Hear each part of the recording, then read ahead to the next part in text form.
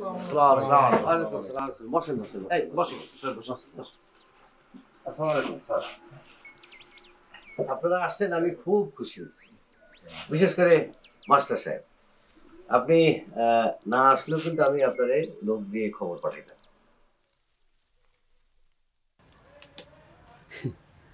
ঠিক আছে, সব ঠিক আছে, আমাকে লজ্জা দেবেন না।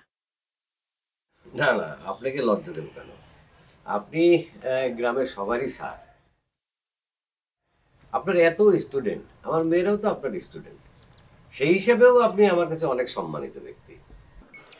মাস্টার সাহেবের গ্রামের সবাই সম্মান করে, এই ব্যাপারে কোনো সন্দেহ নাই।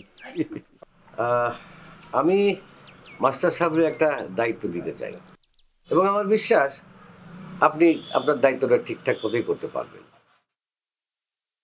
ঠিক আছে, সব ঠিক আছে, কিন্তু দায়িত্বটা কি? গ্রামের রাস্তাটা আমি করতে চাই। নির্বাচন করার সময় আমার অঙ্গীকার ছিল নির্বাচনের পরে আমি গ্রামের রাস্তাটা করব। এটা অবশ্য গ্রামের সবাই আপনারা জানেন।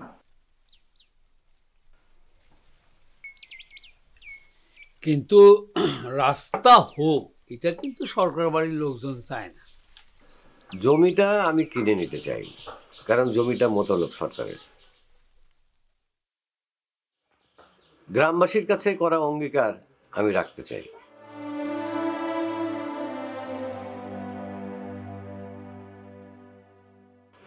আপনি ব্যবস্থা করেন স্যার। শুনে খুশি হইলাম বাবা। এতক্ষণ ধরে কথা শুনে মনে হইতেছিল আমি স্বপন খান না একলাস খানের সাথে কথা বলতেছি। এই একটা রাস্তার অভাবে সাধারণ গ্রামবাসীর যে কি কষ্ট হইতেছে বাবা, বলে বোঝানো যাবে না। আমি চাই রাস্তাটা হোক। সরকারি উদ্যোগ যদি না থাকে অসুবিধে নেই, আমি নিজের টাকা খরচ করে রাস্তাটা করতে চাই। সব কিছু জোগাড় যন্ত্র করে নামলাম, যুদ্ধ শুরু করলাম। ওনার জমির উপর দিয়ে রাস্তা হবে, সেই জন্যই তো এত কিছু। এখন আমি যদি জমিটা কিনে ফেলি তাহলে তার কোনো কিছু ঝামেলা থাকে না।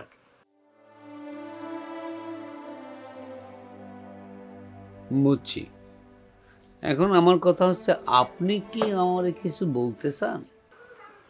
হ্যাঁ, আমি জমিটা কিনবো। আপনি মোতালেব সরকারকে প্রস্তাবটা পাঠান। আপনি আমারে বলতেছেন প্রস্তাব দিতে, আমি দেব, কিন্তু আপনার এই জমিটাকে বিক্রি করার ব্যাপারে সমস্ত দায় দায়িত্ব তার, তাই না? আপনার এই কথাটা বলার একটা কারণ আছে স্যার। কি কারণ? জিসান আপনার ছাত্র, আপনি বুঝায় বললে জিসান রাজি হবে। ঠিক আছে, আমি জিসানের সাথে কথা বলবো।